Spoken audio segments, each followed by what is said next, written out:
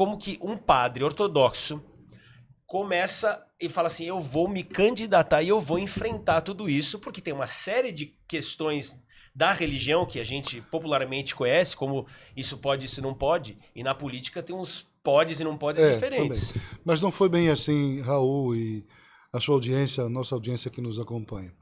Não foi o padre, eu vou me candidatar, eu vou ser um candidato à presidência da República. Ninguém pensa isso.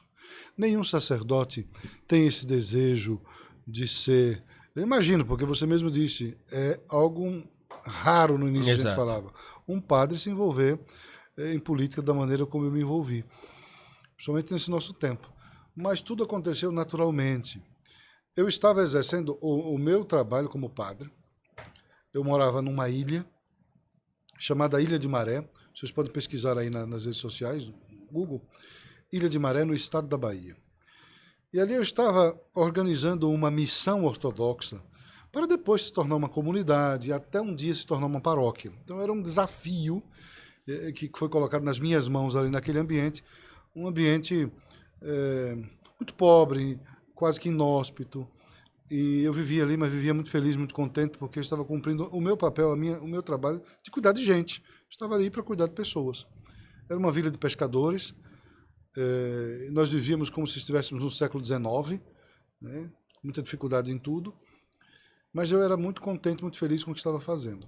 E, exercendo o meu trabalho de padre, foi através de uma oração, um vídeo feito, enviado para alguém. Antes de acontecer isto, da solicitação desse vídeo, eu havia participado de um evento em Brasília. Não me lembro agora se era uma marcha com pastores e padres e o povo carregando cruzes enormes de 3, 4 metros, que deixamos na Praça das Bandeiras, aquelas cruzes. E ali, uma pessoa veio falar comigo, se tornou depois um contato frequente, e fomos construindo uma certa amizade. Não é um amigo, mas um conhecido que fomos desenvolvendo isso. Um belo dia, passaram-se vários meses, essa pessoa me ligou, disse, Padre Kelmo, eu quero lhe fazer um pedido. Você é o único padre que eu tenho um contato assim, tão próximo. Então eu precisava muito de um vídeo seu, motivacional, um vídeo que você estivesse falando sobre Deus, e no final você fizesse uma oração para um amigo meu que está doente, está muito doente. Então eu fiz esse vídeo, enviei para esta pessoa, que enviou para este amigo doente. Passados-se alguns dias, o amigo que recebeu o vídeo, que estava doente, me ligou. Obviamente que esta pessoa que me pediu o vídeo passou o meu número para ele. Me ligou dizendo, eu gostaria de falar com o Padre Kelmon. Eu disse, sou eu mesmo. E aí ele disse, eu sou fulano, eu quero lhe agradecer por este vídeo que o senhor me mandou. Eu estava de fato doente, bastante doente, mas eu me senti tão abraçado e acolhido pelas suas palavras, e eu precisava, já estou bem, precisava te agradecer, mas não só agradecer pelo telefone, eu quero lhe conhecer, eu quero lhe dar um abraço, porque a sua oração foi muito profunda, eu gostei muito do que o senhor me disse. Era Roberto Jefferson, o político Roberto Jefferson, que eu fiquei surpreso com aquilo, né? E aí ele começou a insistir que queria ir na minha casa. Eu disse, não, o senhor mora no Rio, eu moro na Bahia, a ilha é muito inóspita, é muito difícil chegar aqui, eu botei muitas dificuldades, mas ele mesmo assim disse, não, mas eu quero lhe conhecer. E para ser mais objetivo, encurtar a história, ele foi, passou o dia comigo, o dia inteiro, depois ele esteve mais uma segunda vez, passou mais um dia comigo, e a partir dali, nós fomos desenvolvendo uma amizade, construindo uma amizade. Falávamos todos os dias por telefone, mas todos os dias, ou na madrugada, que eu acordo muito cedo, 4h30, 5 da manhã, que ele também, ou na madrugada, ou no finalzinho do dia. Sempre tinha um dia para a gente se falar, todos os dias. E falávamos do quê? Falávamos sobre Deus, falávamos sobre religião, falávamos sobre política, falávamos sobre juventude, falávamos sobre problemas do Brasil. E ele começou a me solicitar padre, o senhor poderia me ajudar em tal coisa? Eu digo, mas como? O senhor é político, eu não. O senhor é mais experiente do que eu. Não, mas eu preciso fazer umas alterações no meu partido, no estatuto. Eu quero que o meu partido se torne um partido mais conservador, mais cristão. Eu preciso fazer algumas mudanças, eu quero que a gente defenda a vida mesmo. Não sou abortista, mas eu quero que o partido faça isso. Eu queria uma contribuição sua e eu comecei a ajudar internamente no partido. Depois criamos o Movimento Cristão Conservador, MCC. Então saía eu e um pastor evangélico viajando os diretórios nos estados onde tinha o diretório do PTB para motivar as lideranças, motivar a militância do PTB, a juventude, os dirigentes, a tirarem do papel as alterações, colocassem isso na prática. E aí fazemos palestras e eventos internos no partido. Depois que inventamos... Isso que ano? Foi logo antes? Isso 19, 20, por aí. E chegou a pandemia, né? A gente manteve também todo um trabalho um pouco mais diferenciado, mas mantivemos um trabalho. E assim foi amadurecendo o nosso contato. Ele depois me convidou para ir até o Rio de Janeiro, para conhecer sua casa, sua família. E fomos nos aproximando de verdade. Me levou até a sede do partido, o PTB. Eu passei, acho que uma semana, alguns dias ou uma semana lá, foram vários dias. E ele começou a me apresentar todos os membros da direção executiva nacional do partido.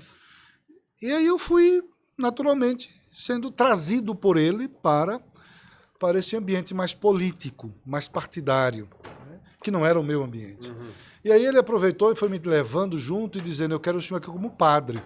A primeira ação, quando ele me levou lá para a sede do partido, foi, eu preciso que o senhor abençoe a sede. Quase como um consultor, um oráculo. Pois é, eu preciso que o senhor me abençoe a sede, como padre. Então lá vai eu lá com uma bacia com água benta e abençoar todo aquele espaço, fazendo orações.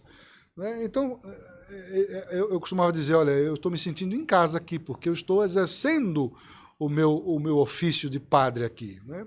E conversava com um político, conversava com outro, abençoava um, pedia oração, e o ambiente estava muito familiar para mim. E depois ele me convida para fazer um trabalho com a juventude.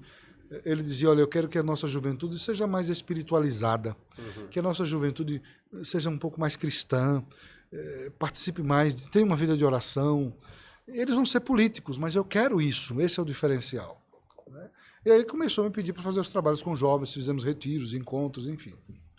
E eu me senti em casa, e até conversando com o meu bispo, ele disse, não, o senhor está fazendo aí uma pastoral, continue.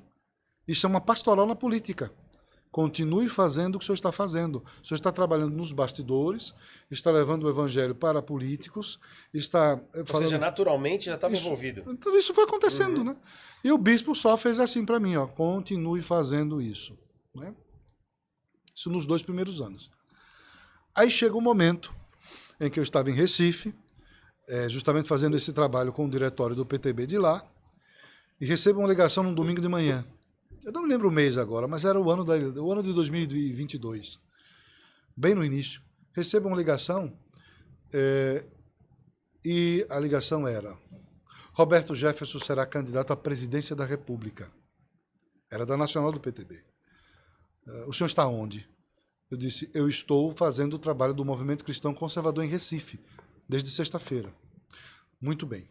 Então, Roberto será o candidato à presidência da República, dessas eleições agora, e a Nacional escolheu um vice.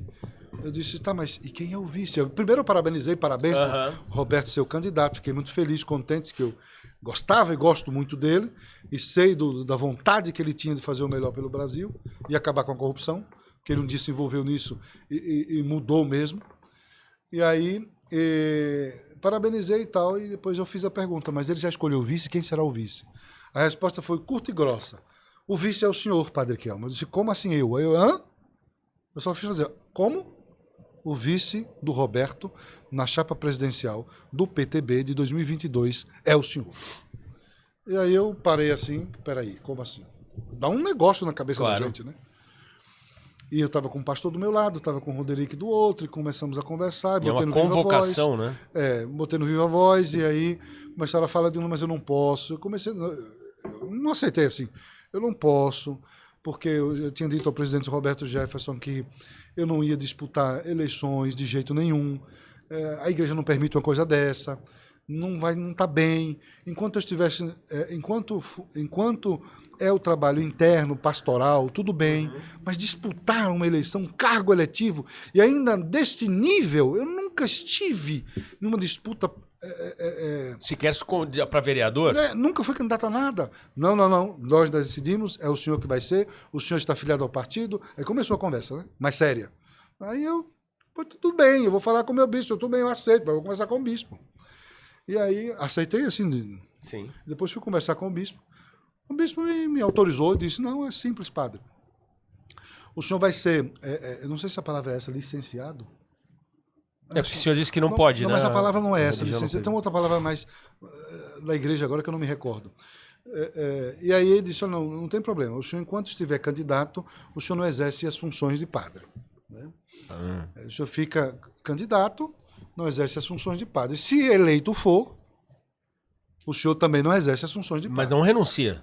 Não renuncia. É padre, continua como padre, mas não vai celebrar missa publicamente, não vai exercer o ministério sacerdotal.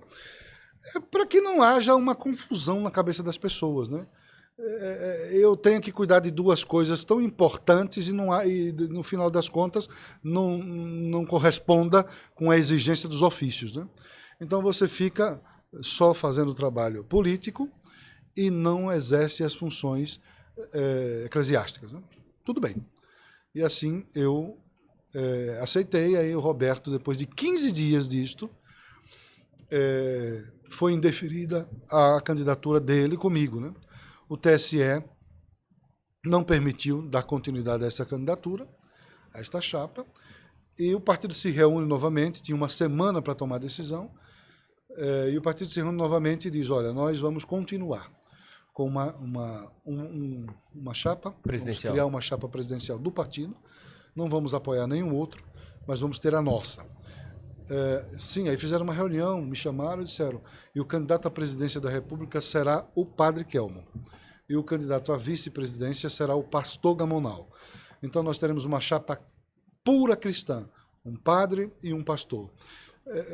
É a representação do cristianismo no Brasil. O cristianismo no Brasil é hoje formado por católicos, romanos, obviamente, e por evangélicos. Então nós vamos criar uma chapa cristã perfigurada nas duas figuras que são vocês dois.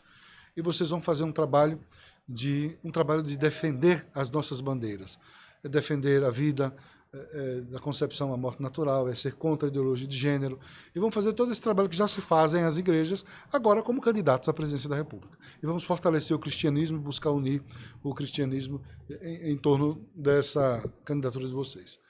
E assim depois começa a minha campanha, que só durou 19 dias. Nós tínhamos 19 dias, desde o momento em que indefere uma, organiza-se a outra, vem toda uma parte burocrática a ser resolvida. Só sobrou 19 dias de campanha. Isso foi no mês de setembro.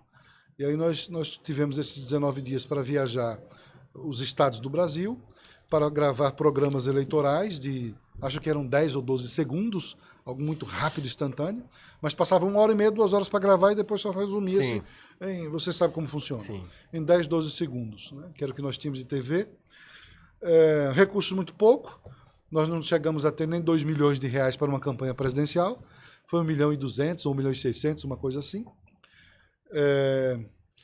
E dormia em aeroportos, né? Via 19 dias? 19 dias, subindo e descendo, dormindo em aeroporto, sendo xingado pela esquerda, né? Mas não tem problema nenhum. E tentando conhecer mais o Brasil, tentando entender mais esse continente que é, a diversidade que nós temos e as diferenças culturais, né, econômicas que existem no país inteiro.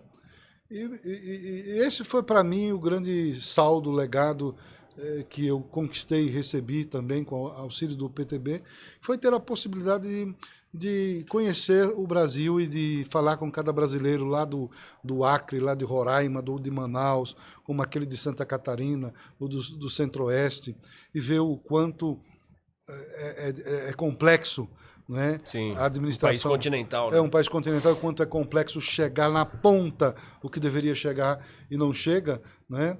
E às vezes falta vontade política. Enfim, foi uma experiência, Raul, para mim, tremenda. Foi um desafio grande, mas nós conseguimos vencer esse desafio. Eu amadureci nesse aspecto, me apaixonei cada vez mais pelo Brasil, cada vez mais.